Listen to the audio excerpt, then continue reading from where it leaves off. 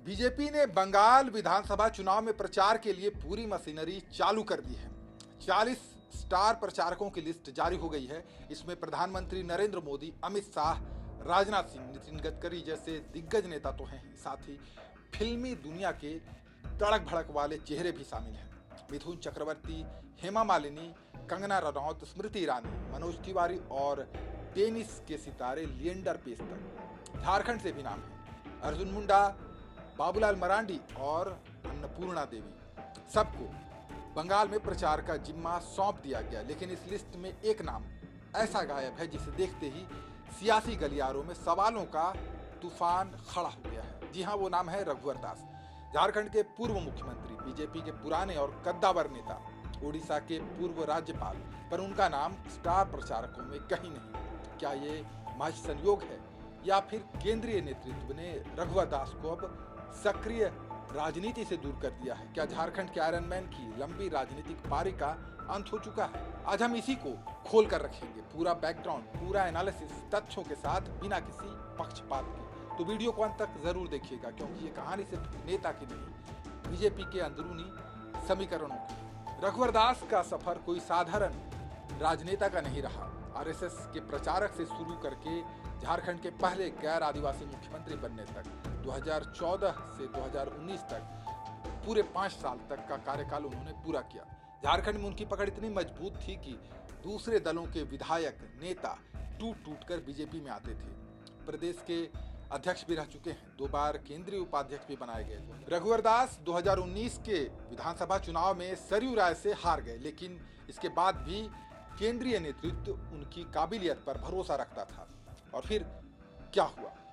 कुल्हान में गुटबाजी चरम पर पहुंच गई। रघुवर दास की रणनीति पर सवाल उठने लगे।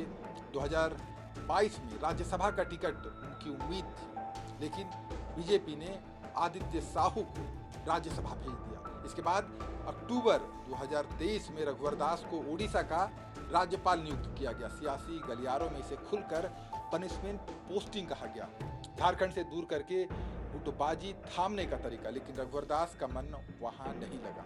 वे झारखंड आते जाते रहते, समर्थकों के साथ बैठकें करते रहते। फिर 2024 के विधानसभा चुनाव से पहले उन्होंने इस्तीफा दे दिया, या यूं कहें कि उनसे इस्तीफा ले लिया गया। जनवरी 2025 में वे बीजेपी में वापस लौट गए। वी विल कम बैक का नारा लगाते हुए पार्टी में शामिल हो गए। सबको लगा कि अब केंद्रीय नेतृत्व रघुवर दास को बड़ी जिम्मेदारी देगा, या तो राष्ट्रीय पद या फिर झारखंड बीजेपी का अध्यक्ष। लेकिन जनवरी 2026 में जब प्रदेश अध्यक्ष की नियुक्ति हुई तो फिर वही पुराना खेल दोहरा दिया गया। पिछड़ी जाति को साधने के नाम पर रघुवर दास का नाम घूम रहा था, लेकिन अंत में आदित्य साहू ही अध्यक्ष बन गए। साल भर इंतजार के बाद भी कोई पद नहीं मिला। इसके बाद नगर निकाय के चुनाव में वे प्रचार जरूर करते दिखे, लेकिन स्टार प्रचारक की लिस्ट में उनका नाम नहीं। अब सवाल ये उठता है कि अगर परफॉर्मेंस की बात है तो अर्जुन मुंडा को क्यों नहीं साइडलाइन किया गया? खूंटी लोकसभा सीट से उनकी हार, उनकी पत्नी मीरा मुंडा की कोट का विधानसभा चुनाव से हार, इसके बावजूद उन्हें पार्टी ने असम विधानसभा चुनाव में जिम्मेदारी दी है। तो रघुवर दास के साथ आखिर हुआ क्या? क्या 2019 की हार, गुटबाजी, या फिर 2024 के चुनाव में अपनी बहू को जमशेदपुर पूर्वी सीट से टिकट दिलाने के लिए केंद्रीय नेताओं पर दबाव बनाने की चर्चाएं, ये सब उन्हें महंगी पड़ गई? क्या केंद्रीय नेतृत्व का उन पर भरोसा अब उठ चुका है? क्या रघुवर दास बीजेपी में सक्रिय राजनीति में वापसी अब नहीं कर पाएंगे, या फिर वे दूसरा ठिकाना तलाश रहे हैं? बंगाल चुनाव की सरगर्मी चरम पर है। रघुवर दास पाकुड़ जैसे इलाकों में पहुंचकर दावा कर रहे हैं कि इस बार बंगाल में बीजेपी सरकार बनाएगी, लेकिन आधिकारिक स्टार प्रचारकों की लिस्ट से उनका नाम गायब है। वे अभी भी बीजेपी के राष्ट्रीय परिषद सदस्य हैं, लेकिन सक्रिय भूमिका में कहां हैं? मई जून में झारखंड की 2 राज्यसभा सीटों पर चुनाव होने वाला है। क्या इस बार उनका नंबर लगेगा, या फिर ये इशारा है कि उनकी पारी अब धीरे धीरे समाप्त हो रही है?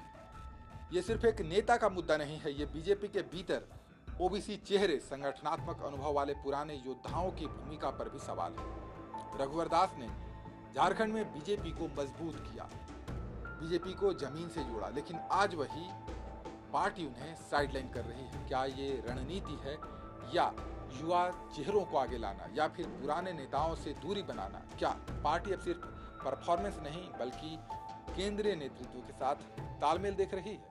तो दोस्तों, अब आप बताइए, क्या रघुवर दास की राजनीतिक पारी खत्म हो गई है या फिर ये सिर्फ एक ब्रेक है और वे जल्दी किसी बड़े रूप में वापसी करेंगे? क्या आपको लगता है कि बीजेपी पुराने नेताओं को सम्मान दे रही है या फिर उन्हें दरकिनार कर रही है? अपना जवाब कमेंट में ज़रूर लिखिए। अगर ये एनालिसिस पसंद आया तो लाइक का बटन दबाइए, वीडियो को शेयर कीजिए और चैनल को सब्सक्राइब कीजिए। नमस्कार।